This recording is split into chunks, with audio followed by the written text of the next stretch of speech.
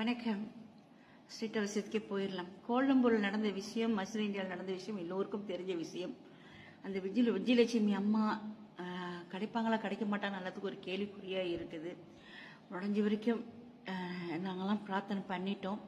பூமி தாய்க்கும் பிரார்த்தனை வச்சுருக்கோம். அப்பன் சிவனுக்கிட்டையும் பிரார்த்தனை வச்சுருக்கோம். எங்கள் அப்பன் முருகன்ட்டையும் பிரார்த்தனை வச்சுருக்கோம். தெய்வத்தை நம்புறதோட வேறு வழி தெரியல. தெய்வத்தை நம்புவோம். என்னோட கணிப்பு இன்னைக்கு இல்லைன்னா நாளைக்குள்ள அந்த அம்மா கிடைச்சிருவாங்கன்னு ஒரு நம்பிக்கை வச்சிருக்கேன். கண்டிப்பாக கிடைக்கும்.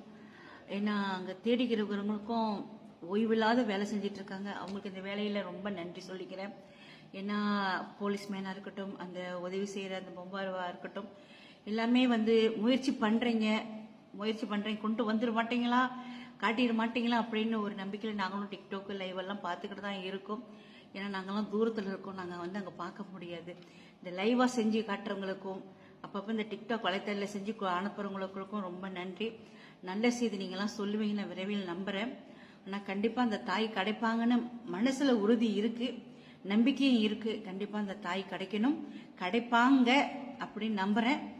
நிச்சயமாக நாளைக்குள்ள ஒரு நல்ல பதில் வரும்னு ஆண்டவனை வேண்டிக் கொள்கிறேன். நாளைக்குள்ள அந்த தாய் நல்ல ஒரு பதில் கிடைக்கணும். கிடைச்சிட்டாங்க, இருக்காங்க, இருக்கு.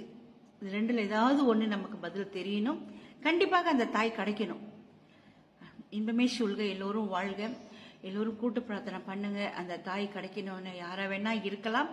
நம்ம நாட்டில் மலேசியா நாட்டில் இந்த மாதிரி நடந்துருச்சு.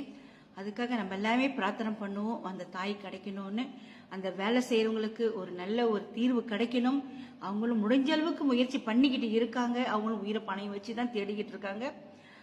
அதனால அவங்களுக்கும் இந்த விடுதலை, அதுல இருந்து ஒரு விடுதலை வேணும். அதனால அந்த தாய் கிடைக்கணும். அந்த தாய் கிடைச்சாதான் எல்லாருக்கும் மன நிம்மதி கிடைக்கும். ஓகேங்களா? நன்றி, வாழ்க.